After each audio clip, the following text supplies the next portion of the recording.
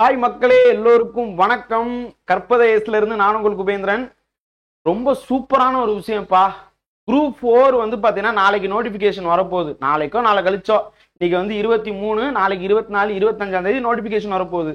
அதுக்கு முன்னாடியே இன்பத்தேன் வந்து பாயுது காதினிலே கண்ணினிலே, கண்ணுக்கு குளிர்ச்சியா அவன் வந்திருக்குன்னு சொல்லுவாங்கல்ல, அதுதான் நடந்திருக்கு. எனக்கு இந்த வடிவேலு காமெடி ஒன்று ஞாபகத்துக்கு வரும். இந்த வடிவேல் அண்ணன் என்ன பண்ணுவாருன்னா, அவருக்கு சீட்டாடவே தெரியாது. சீட்டாட தெரியாமலே வந்து பார்த்தீங்கன்னா போய் உக்காந்துவாரு, இதை போடு இதை இறக்கு அப்படின்னு சொல்லிட்டு பண்ணிட்டு இருப்பாரு. இந்த காமெடி வந்து எப்படின்னா, நாங்கள் இப்போ இன்ஸ்டியூட்ல நாங்கள் வந்து சூப்பர்வைசராக இருக்கும்போது ஒவ்வொரு ஸ்டூடெண்ட் ஒவ்வொரு மாதிரி பண்ணுவாங்க. இப்போ நம்மளே வந்து பார்த்தீங்கன்னா ஒரு ஏதாவது ஒரு எக்ஸாமுக்காக குரூப் 1 மோஸ்ட்லி நான் எழுதுவேன். அண்ட் வந்து அந்த மாதிரி எக்ஸாம் எழுதும் போது நமக்கே இந்த டேலி பண்றதுல செம்ம கடுப்பு வரும்.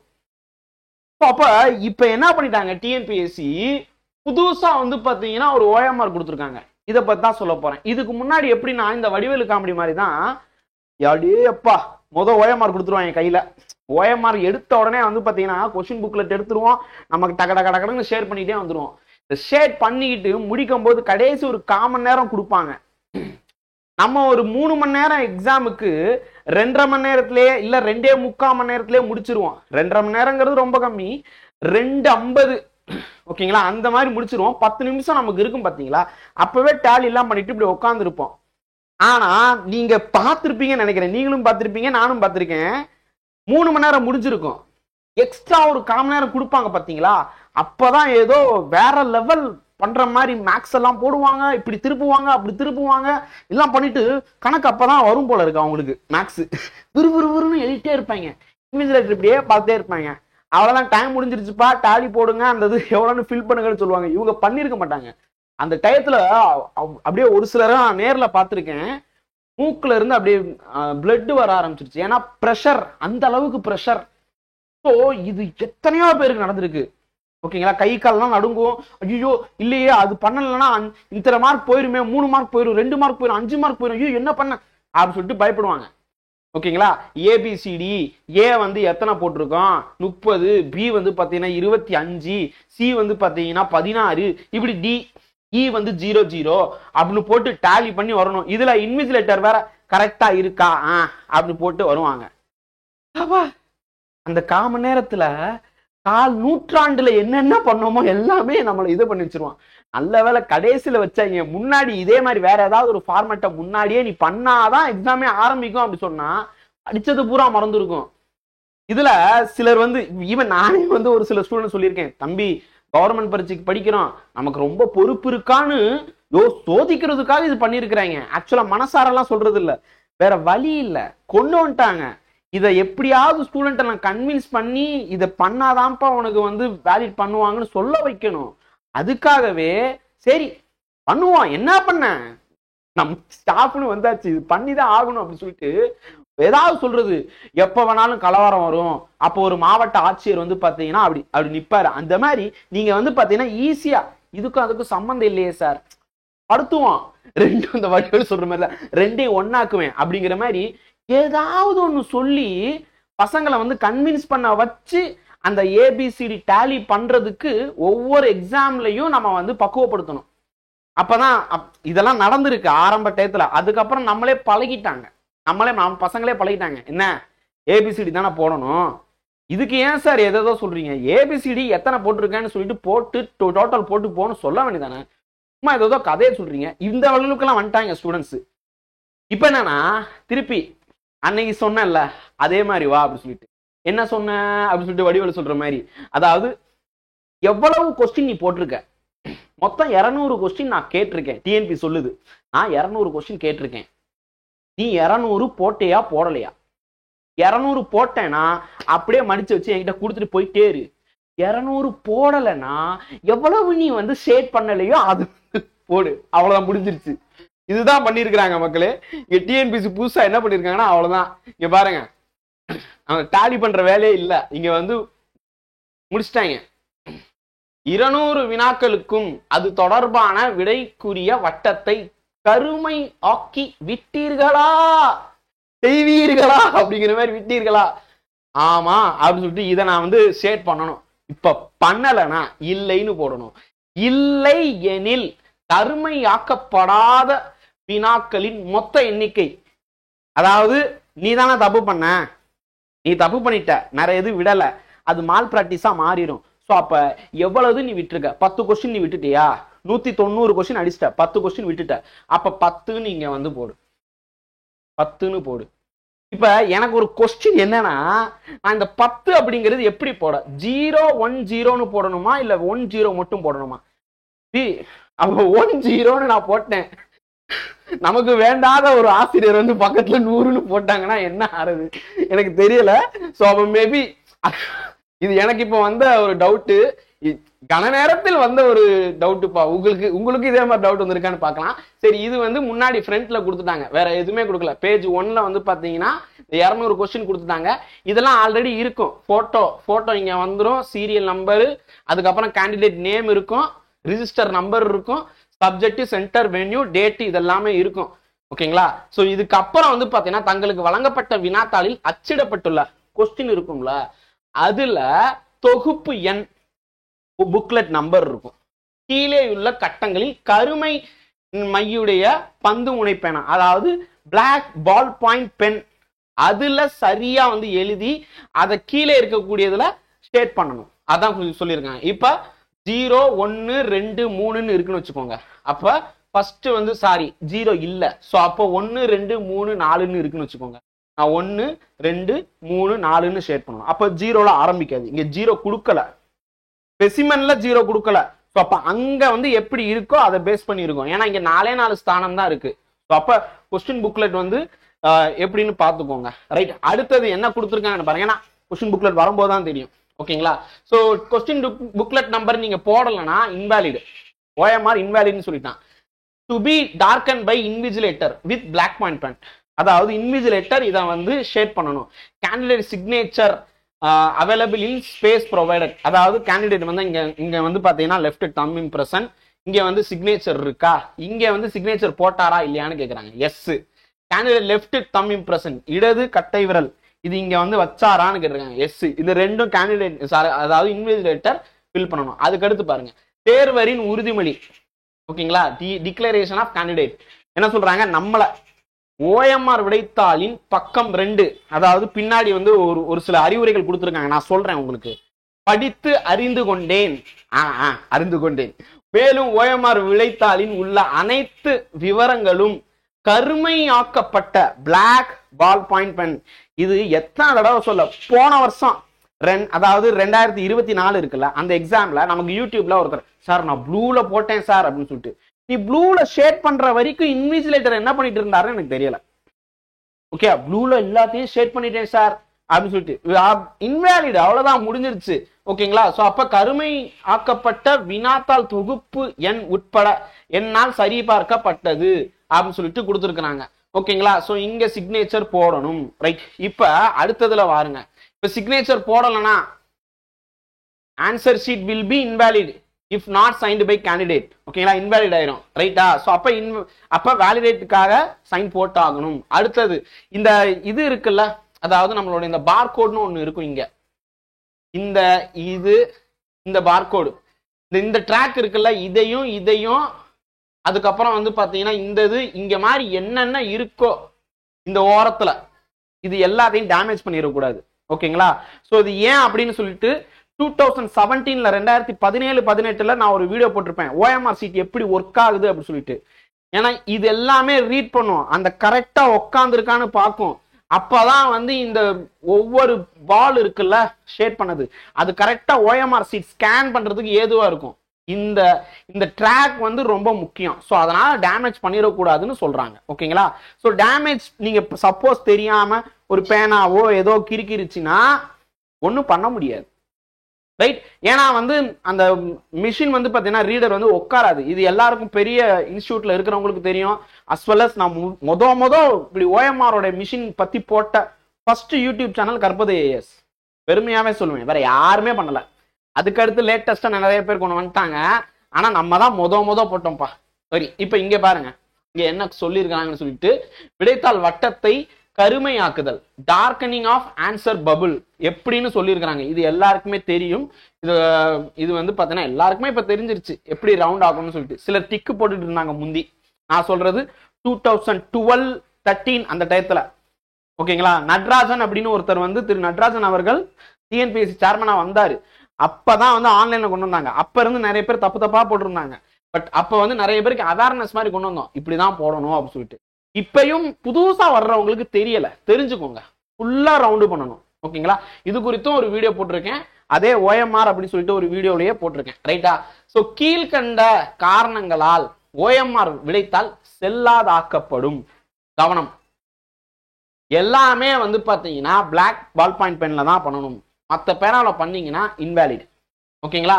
கருமை நிறமுடைய பந்து முனை பேனா தவிர மற்ற நிறமுடைய பேனாவை பயன்படுத்தினால் இன்வேலிட்னு சொல்ல வர்றான். தேவையற்ற மற்றும் பொருத்தமற்ற குறிப்புகள், குறியீடுகள் இந்த OMRல நீங்க ஏதாவது ஸ்டார் சிம்பல் இல்ல ஏதாவது நீங்க தான் அப்படின்னு சொல்லிட்டு உங்கள் அடையாளத்தை வெளிப்படுத்தும் விதமாக ஏதாவது ஒன்று குறியீடு வச்சீங்கன்னா invalid. If candidate not signed, அவங்களுடைய ஸ்பேஸ்ல கேண்டிடேட் சிக்னேச்சர் இடத்துல நீங்க சைன் பண்ணலனா, பேஜ் 1ல நம்ம இதுக்கு முன்னாடி பார்த்தோம்ல, பண்ணலனா இன்வேலிட். அடுத்தது, தங்களுக்கு வழங்கப்பட்ட வினாத்தாளில் அச்சிடப்பட்டுள்ள அந்த வினா தொகுப்பு எண், கொஸ்டின் புக்லெட் நம்பர் நீங்க சரியா வைக்கலனா இன்வேலிட். ஓகேயா? சோ இப்போ இந்த 4 இது சொல்லிட்டாங்க. இப்ப அடுத்து பாருங்க. இப்ப அது வந்து நெகட்டிவ் மார்க் என்னன்னு பாருங்க. கீழ்கண்ட ஒவ்வொரு காரணங்களுக்காகவும் தேர்வர் பெறும் மொத்த மதிப்பெண்களில், அதாவது 200 இருக்கா, அந்த 200ல 0.5, அதாவது 300 மதிப்பெண். 1.5 மார்க்கா ஒரு கொஸ்டினுக்கு? 200 கொஸ்டின் 300 மதிப்பெண். 300 மதிப்பெண்ல நம்ம இண்டிவிஜுவல் ஒவ்வொருத்தரும் ஒரு மதிப்பெண் வாங்குறாங்கல்ல, அதுல இருந்து 0.5 குறைக்கப்படும். என்ன காரணம் அப்படின்னு சொல்லி கேட்டா, விடைத்தாளில் எந்த ஒரு வினாவிற்கும் அது தொடர்பான எந்த ஒரு வட்டத்தையும் கருமை ஆக்காதிருத்தல். அதாவது நீங்க ஷேட் பண்ணலனா, 10வது கொஸ்டின் 20வது கொஸ்டின் ஏதோ ஒரு 5 கொஸ்டின் நீங்க ஷேட் பண்ணல அப்படின்னா, அதாவது வட்டம் காலியாக விடப்பட்டால், நீங்க விட்டீங்கனாலே 0.5 வச்சிருவாங்க. அடுத்தது, பக்கம் 1ல் இடது கை, அது வந்து பாத்தீங்கன்னா இந்த தம் இம்ப்ரெஷன் வைக்க வேண்டிய இடத்துல கண்டிப்பா வைக்கணும். அப்படி வைக்கலனா 0.5 கம்மி பண்ணுவாங்க. ஓகேங்களா? இது என்னன்னா ஒவ்வொரு வட்டத்துக்கும் வந்து பாத்தீங்கன்னா கம்மி பண்ணுவாங்க. எந்த ஒரு வட்டத்தையும் கருமையாக்காம இருக்க. ஸோ அப்போ ஒவ்வொருத்துக்கும் வந்து பாத்தீங்கன்னா கம்மி பண்ணாங்கன்னா அது அவங்க தான் சொல்லணும். ஓகேங்களா? ஸோ அப்ப அந்த அளவுக்கு நெகட்டிவா போகும். அண்ட் கண்காணிப்பாளருடைய சைன், இங்கே தான் இன்விஜிலேட்டர் சைன். மொத்தமே நீங்க ஒரே இடத்துல தான் சைன் போட போறீங்க. ஒன்னு இங்க வந்து இன்விஜிலேட்டர், இங்க வந்து பாத்தீங்கன்னா எவ்வளவு நீங்க விட்டுருக்கீங்கன்னு நம்பரு, இங்க வந்து பாத்தீங்கன்னா தம் இம்ப்ரெஷன். அவ்வளவுதான். இடது லெஃப்ட். ஓகேங்களா? நீங்க பாட்டு ரைட் அப்படிலாம் பண்ணிடக்கூடாது. லெஃப்ட் தம் இம்ப்ரெஷன் தான். ஓகேங்களா? ஏன் லெஃப்ட் தம் இம்ப்ரெஷன் சொல்லிட்டு ஏற்கனவே ஒரு பெரிய லிஸ்ட் சொல்லியிருக்கேன். ரைட்? ஸோ நீங்க வந்து கை நாட்டு வைக்கிற இடம் நிறைய இதுல வந்து பாத்தீங்கன்னா லெஃப்ட் தான் வைப்பாங்க. ஓகேங்களா? அது கொஞ்சம் நல்லா இருக்கும். அண்ட் வந்து பாத்தீங்கன்னா எல்லாருமே மோஸ்ட்லி ரைட் ஹேண்டா இருப்பாங்க. ஸோ அப்போ லெஃப்ட் தம் இம்ப்ரெஷன் கிளியரா விழுகும் அப்படிங்கிறதும் ஒரு காரணம். பல காரணம் இருக்கு, அதெல்லாம் இதுவும் ஒண்ணு. ஸோ இவ்வளவுதான் புதுசா கொண்டு வந்திருக்காங்க. இதுக்கு முன்னாடி பாத்தீங்கன்னா அந்த வடிவேலு காமெடி வரும் பாத்தீங்களா, அந்த மாதிரி தான். இந்த காமெடி மாதிரி தான் இருக்கும். சீட்டாடவே தெரியாதவன் உள்ள வந்து இது பண்ண மாதிரி என்ன ஆயிரும் அப்படின்னு கேட்டா, நிறைய பேர் வந்து சும்மா ஏனோ தானன்னு எழுத வந்திருக்காங்க. நிறைய பேர் எழுத வந்திருக்காங்க. நான் வந்து அந்த அனுபவத்தில் சொல்றேன். இத்தனை வருஷம் அனுபவத்துல ஜஸ்ட் 100 ரூபா தானே அப்ளிகேஷன், 150 ரூபா தானே ஓட்டியா இருக்கு, ஸோ மொத்தம் வந்து 250 ரூபா தானே ஆகுது அப்படின்னு சொல்லிட்டு எழுத வந்திருப்பாங்க. ஓகே, சீரியஸா எழுத வர்றவங்க எல்லாத்தையும் கரெக்டா ஃபாலோ பண்ணுவாங்க. ஏனோ தானான்னு வர்றவங்க வந்து பாத்தீங்கன்னா சும்மா எழுதும் போது அவங்களுக்கு ஒரு டென்ஷன் இருக்கும். சிலர் வந்து உண்மையிலேயே சீரியஸா படிச்சு எழுதும் போது டைம் மேனேஜ்மெண்ட் பண்ண தெரிஞ்சிருக்காது. நல்லா படிச்சிருப்பாங்க, அவங்களுக்கு நல்லாவே தெரியும். டைம் மேனேஜ்மெண்ட் பண்ண தெரிஞ்சிருக்காது. அவங்க தப்பு பண்றவங்க கிடையாது. டைம் மேனேஜ்மெண்ட் பண்ண தெரியாம 3.25 மணி நேரம் கொடுக்குறாங்களே அப்படின்னு சொல்லிட்டு இந்த 1/4 மணி நேரத்துல எழுதுவாங்க பாத்தீங்களா, அப்ப நிறைய பிரச்சனை இருக்கும். இப்ப அந்த 1/4 மணி நேரம் கொடுக்க மாட்டாங்கன்னு நினைக்கிறேன். கொடுக்கறது உசந்தது அல்ல. ஓகேங்களா? ஸோ இந்த OMR வந்து நம்மளுடைய டெலிகிராம்ல நான் அப்லோட் பண்ணியிருக்கேன். அதை தாண்டி வந்து பாத்தீங்கன்னா இந்த டிஎன்பிஎஸ்சி வெப்சைட்ல போனீங்கன்னு வச்சுக்கோங்க, இப்போ ஹோம்னு இருக்கு, ஹோம் பட்டன்ல போனீங்கன்னா இங்க வந்து பாத்தீங்கன்னா OMR சாம்பிள்னு இருக்கும். அதுக்குள்ள போனீங்கனாலே உங்களுக்கு கிடைச்சிரும். அண்ட் வந்து நிறைய யூடியூப் சேனல்ஸ் வந்து பாத்தீங்கன்னா இப்போ ஒரு வருஷத்துக்குள்ளேயே வந்து இந்த வீடியோவை வந்து பாத்தீங்கன்னா ஷேர் பண்ணியிருந்தாங்க. இந்த வீடியோவை ஓகேங்களா, இது வந்து பல வருஷத்துக்கு முன்னாடி 30 வருஷத்துக்கு முன்னாடி வந்த ஒரு வீடியோ. இந்த வீடியோ இப்ப ரீசெண்டா ஒரு சில பெரிய சேனல்பா, சின்ன சேனல்லாம் கிடையாது, பெரிய சேனல் இதே வீடியோவை திருப்பி போடுறாங்க. ஓகே, வியூஸ்க்காக பண்றாங்களான்னு தெரியல. நம்ம ஃப்ரெண்ட்ஸ் சொன்னாங்க, சார் நம்மளும் இதே வீடியோ போடலாமே அப்படின்னு சொல்லி. தம்பி, அப்படி வர்ற வியூஸ் வந்து உண்மையிலே தேவைப்படுமா? இது வந்து புதுசா வர்றவங்க டிஎன்பிஎஸ்சி வெப்சைட்லயே போய் பார்த்துருவாங்க. அது எதுக்குப்பா திருப்பி திருப்பி நம்மளே போடணும்? அதான் வெப்சைட்ல இருக்கே, இவங்க தான் பண்ணிட்டாங்கல்ல, அபிஷியல்ஸ் பண்ணிட்டாங்கல்ல, நம்ம எதுக்கு இந்த இதை காப்பி அடிச்சு திருப்பி போடணும்? தெரியல. ஓகேங்களா? ஸோ அப்ப புதுசா வரக்கூடிய ஸ்டூடெண்ட்ஸ் இந்த வெப்சைட்டுக்குள்ள போங்க. வெப்சைட்ல எல்லா டீட்டெயிலுமே இருக்குப்பா. இம்பார்ட்டன்ட் லிங்க்ஸ்னு கொடுத்துருக்காங்களே, இதுலயே எல்லா டீட்டெயிலும் இருக்கு. இதுல உங்களுக்கு ஏதாவது டவுட் வருதுன்னா தமிழ் மாத்திக்கலாம். இங்க இருக்கும் பாருங்க, தமிழ் போனீங்கன்னா நீங்க தமிழ்லயே மாத்திக்கலாம். எல்லாமே உங்களுக்கு தெரியலன்னா தமிழ்ல மாத்திக்கோங்க. ஓகேங்களா? ஓஎம்ஆர் விடைத்தாள் மாதிரி கலந்தாய்வு பத்தி என்ன, கலந்தாய்வு பத்தி அப்படியே டீட்டெயிலா கொடுத்துருப்பாங்க. என்ன ஏது அப்படின்னு சொல்லிட்டு ஒவ்வொரு எக்ஸாமுக்கும் எப்படி என்ன ஏது எல்லா டீட்டெயிலுமே இங்க இருக்கு. நீங்க டிஎன்பிஎஸ்சி அபிஷியல்ஸை பாருங்க. அபிஷியல் டெலிகிராமை வந்து பாத்தீங்கன்னா சப்ஸ்கிரைப் பண்ணிக்கோங்க. கற்பதேஎஸ் டெலிகிராம் தான் மொத வந்த டிஎன்பிஎஸ்சி டெலிகிராம் சேனல். ஓகேங்களா? இது உண்மையிலே பெருமையாக சொல்லுவேன். ஃபர்ஸ்ட் டெலிகிராம் டிஎன்பிஎஸ்சிக்காகவும் யூபிஎஸ்சிக்காகவும் தமிழ்நாட்டில் இருந்து வந்த டெலிகிராம் சேனல் கற்பதேஎஸ் தான். நீங்க வேணா போய் பார்த்துக்கோங்க. 2017 மொத போஸ்டிங் போட்டிருப்போம், மொத போஸ்ட் போட்டிருப்போம் அந்த டெலிகிராம்ல. ஸோ யாருக்குமே தெரியாது டெலிகிராம்னு ஒரு ஆப் இருக்குங்கிறதே கொரோனாக்கு அப்புறம் தான் நிறைய பேருக்கு தெரியும். ஓகேங்களா? ஆனா அதை கூட நீங்க சப்ஸ்கிரைப் பண்ண வேண்டாம். நிறைய பிடிஎஃப் கொடுக்குறேன். 100 days 100 GK பிடிஎஃப் கொடுக்குறோம். கரண்ட் அஃபேர்ஸ் எல்லாமே கொஸ்டின் அண்ட் ஆன்சரா கொடுத்துக்கிட்டு இருக்கோம். அதுக்கப்புறம் வந்து பாத்தீங்கன்னா இப்ப அடுத்து தமிழ் வந்து பாத்தீங்கன்னா கொஸ்டின் அண்ட் ஆன்சர்ல உங்களுக்கு கொடுக்க போறோம். அதுக்கப்புறம் வந்து மாடல் தமிழ் கொஸ்டின்ஸ் வந்து பாத்தீங்கன்னா கொடுத்துக்கிட்டு இருக்கோம். எல்லாமே கொஸ்டின் ஆன்சர் எக்ஸ்பிளனேஷனோட கொடுக்குறோம். அது கூட நீங்க சப்ஸ்கிரைப் பண்ணி டெலிகிராம்குள்ள வர வேண்டாம். ஆனா இந்த டிஎன்பிஎஸ்சியோடைய டெலிகிராம் வந்து இங்க இருக்கும். இங்க போட்டிருக்காங்களா? எங்க போட்டிருக்காங்கன்னு தெரியல. டிஎன்பிஎஸ்சியோடைய டெலிகிராம்ல போய் அதை பார்த்துக்கோங்க. எல்லா டீட்டெயிலுமே கொடுத்துருப்பாங்க. டிஎன்பிஎஸ்சியோட டெலிகிராம் வருதா? இவ்வளோ நெட்டு போயிடுச்சா? டிஎன்பிஎஸ்சி டெலிகிராம் இங்க மேல காமிச்சிட்டு இருந்தாங்க, இப்ப என்னன்னு தெரியல. ஓகே, ஹோம் பட்டன் இங்க இருக்கு பாருங்க. இங்க கிளிக் பண்ணீங்கன்னா டெலிகிராம், எக்ஸ் வலைதளம், யூடியூப் எல்லாமே வரும். ஸோ அபிஷியலோடது ஒரு தடவை போய் சப்ஸ்கிரைப் பண்ணி வச்சுக்கோங்க, ஜாயின் பண்ணிக்கோங்க. ஓகேங்களா? நீங்க டெலிகிராம் பண்ற மாதிரியே ட்விட்டரும், அதாவது எக்ஸ் வலைதளத்தையும் உள்ள போய் கிளிக் பண்ணிடுங்க. ஏன்னா நிறைய இன்ஃபர்மேஷன்ஸ் உங்களுக்கு வரும். நீங்க அன்அபிஷியலா, நான் கற்பதேசே வந்து பாத்தீங்கன்னா ஒரு தேர்ட் பார்ட்டி தான். அந்த மாதிரி இதை நம்புறதை விட ஒரு அகாடமியும் தேர்ட் பார்ட்டி தான். அவங்கள பாக்குறத விட அபிஷியல்ஸை நம்புங்க. அதுலயே எல்லா டீட்டெயில்ஸும் வந்திருக்கு. ஓகேங்களா? ஸோ கவுன்சிலிங் எப்படி நடக்கும் எல்லாமே தெளிவாக சொல்றாங்க. ஸோ அபிஷியலாக ஆபீசர் ஆக போறீங்க, அபிஷியல் தான் நம்புங்க. ரைட்டா? ஸோ இப்போ இந்த ஓஎம்ஆர் சம்பந்தமா எந்த டவுட்டும் இல்லைல்ல? அவ்வளவுதான். நம்மளுடைய ஒர்க்கை குறைச்சிட்டாங்க. நம்ம செய்ய அந்த பதட்டப்பட்டுக்கிட்டு பண்ணுவீங்கல்ல, அதை குறைச்சிட்டாங்க. இப்ப அப்பாடா, இப்பயும் வடிவேல் தான் ஞாபகத்துக்கு வருது. அப்பாடா அப்படின்னு சொல்லுவான். ஆஹா, திரும்ப வர்றானே எடு ஓட்டத்தை அப்படிங்கிற மாதிரிதான். நல்ல வேலை இதான் வந்து அப்படியே இருக்கட்டும், வேற எதுவும் மாத்தாதீங்க டிஎன்பிஎஸ்சி. ஸோ ஏன்னா வந்து நிறைய வந்து சிரமப்பட்டு நிறைய மன உளைச்சல்ல வந்து பாத்தீங்கன்னா வெளியூர்ல இருந்தெல்லாம் சிலர் வருவாங்க எக்ஸாம் எழுத. அந்த டயத்துல அவங்க மன சோர்வை வந்து பாத்தீங்கன்னா இது பண்ற மாதிரி பண்ண வேண்டாம். அண்ட் இன்னொரு ரெக்வஸ்ட் என்னன்னு கேட்டா, முந்தி வந்து 10 மணிக்கு தான் எக்ஸாம் இருந்துச்சு. டிஎன்பிஎஸ்சி என்ன சொன்னாங்கன்னா 9:30க்கு வச்சா மால் பிராக்டிஸ் கம்மியாகும் அப்படின்னு சொல்லியிருந்தாங்க. அரை மணி நேரத்துல மால் பிராக்டிஸ் கம்மியாயிருமா? எனக்கு தெரியல. இது என்னையா லாஜிக், எனக்கு ஒன்றும் புரியலையா அப்படிங்கிற மாதிரி தான். அகைன் வடிவேலு சார், என்னங்க ஒண்ணுமே புரியலைங்க. அதான்ப்பா எனக்கும் புரியல. எப்படி வந்து அரை மணி நேரம் முன்னாடி எக்ஸாம் வச்சா சரியாயிருமா? இது இப்ப நிறைய டெக்னாலஜி நிறைய இருக்கு.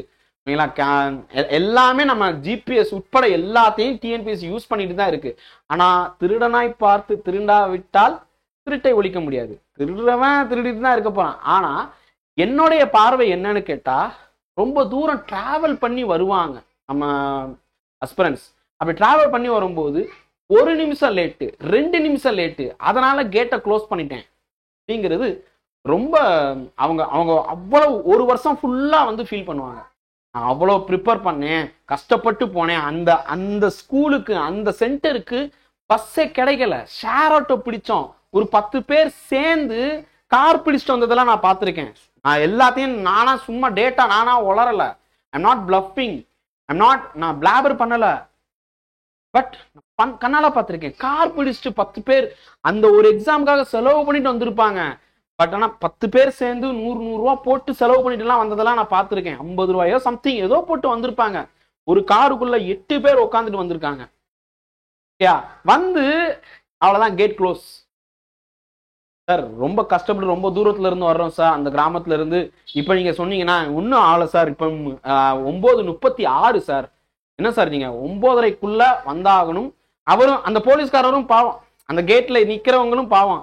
நாங்க உள்ள விட்டா எங்க வேலை போயிடும், எங்களுக்கு மெம விழுகும். ஸோ அதனால எங்க கிட்ட கேட்காதீங்க, க்ளோஸ் பண்ண சொல்லிட்டாங்க, நான் க்ளோஸ் பண்ணிட்டேன் அவ்வளவுதான் அப்படின்னு முடிச்சிருவாங்க.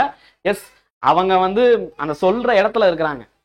ஏன்னா அந்த விஷயத்த வர்ற அஸ்பிரன்ஸ் சொல்ற இடத்துல இருக்கிறாங்க, ஒன்றும் செய்ய முடியாது. இந்த டிஎன்பிஎஸ்சி கொஞ்சம் ஸ்க்ரூட்டனைஸ் பண்ணி அந்த டைமிங்கை வந்து ஒரு 10 மணின்னு வச்சாங்கன்னா இன்னும் பெட்டரா இருக்கும்.